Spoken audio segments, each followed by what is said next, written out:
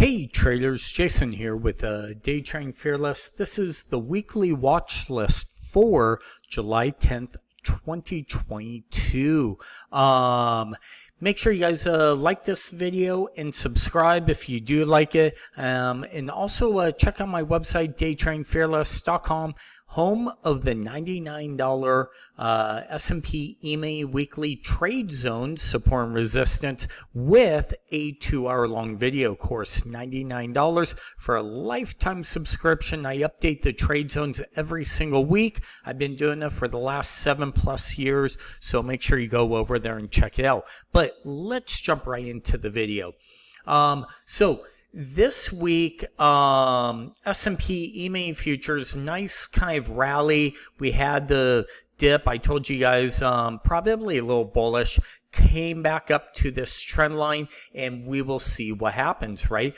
Next week, we do have earnings that start up. So I think the market could either go zippy up or roll back over and go back down. Right now we are at what I would call a inflection point, and really hard to say with earnings, with everything going on in the economy. Are we going to shoot higher, or are we going to roll over? Are earnings going to disappoint? I'm going to play Switzerland this weekend and stay neutral. I would not be surprised if we end up right where we are this time next week when it's all said and done. The job numbers came out this morning, plus 379,000 or something jobs. So things are not that bad. The world's not falling apart. I know the media likes to tell you that. All my friends think the world's falling apart, and they think this is going to be worse than the 2008 depression or the financial crash. I don't see it coming. But with that being said, I would love to see new lows. I've been calling for it. I think one new low or one more new low, but that might take until September to happen, just based on cycles. We are in the summer trading month. A trade idea, it's not trade advice, but maybe put a big iron condor on for the next couple months. Maybe that ends in September, right here at the 3,900 to 4,000 level. Might be something worthwhile. So just sell the iron condor and hope that we're right back here and collect all that premium. But again, really just neutral this week. I don't see the market rip-roaring up or down this coming week. So wish I could be more of a help for you. But with NASDAQ is potentially going to break out. We are kind of making higher lows, right, with a nice divergent.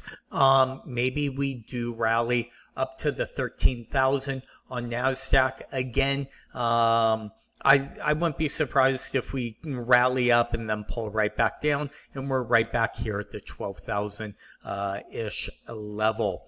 Let's take a look at crude oil.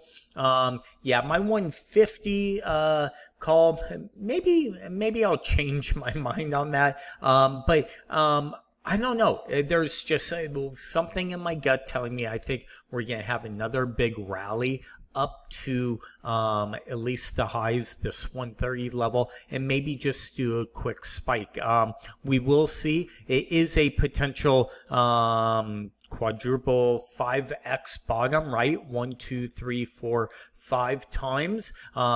If we roll back over and get below the 200, I think that is bad for oil. As we've been staying up above, but we would be down below this trend line. We are kissing the back of it, so we will see what happens. Really, no call in oil this week. Slash BTC, Bitcoin, I think maybe a rally back up to this 25,000 level, and then maybe a pullback. Again, I'm just very, very neutral on everything this week. Gold kind of collapsed this week, really sharp sell-off to the downside.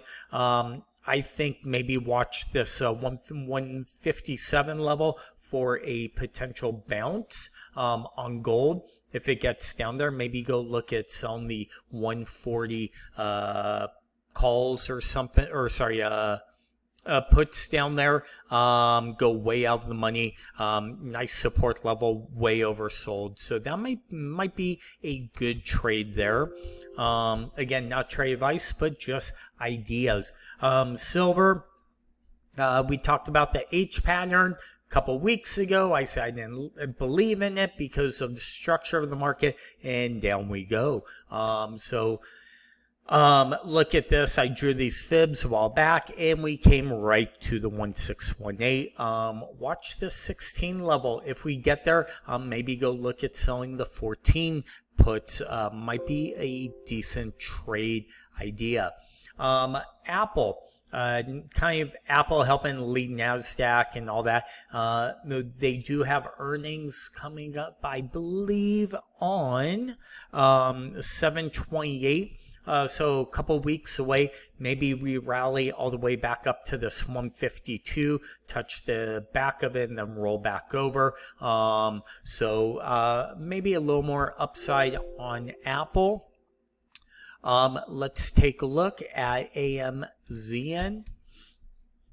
Amazon, nice kind of W pattern starting to form. Maybe Amazon surprises to the upside this earnings season, but we will see. Again, just kind of going through a couple stocks, TSLA of the FANG group. Tesla, same pattern. We're starting to see a lot of the same patterns that actually look bullish for tech, believe it or not. So tech may start to outperform.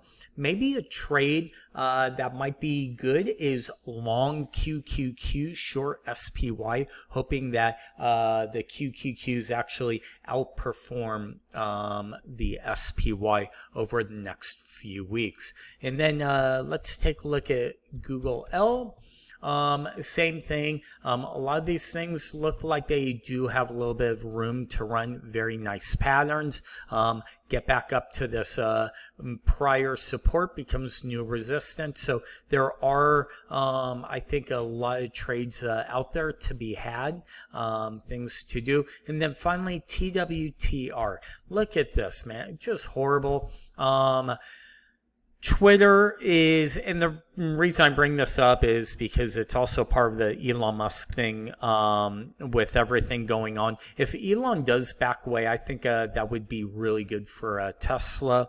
If he kind of just walks away from the deal. So that might be a good, if you guys hear that, maybe just go look at TSLA for a long side to the trade. Kind of takes a lot of pressure off Tesla, knowing that he's not going to have to sell shares, at least at this time, and things like that. So, yeah, neutral this week. Again, sorry it's not.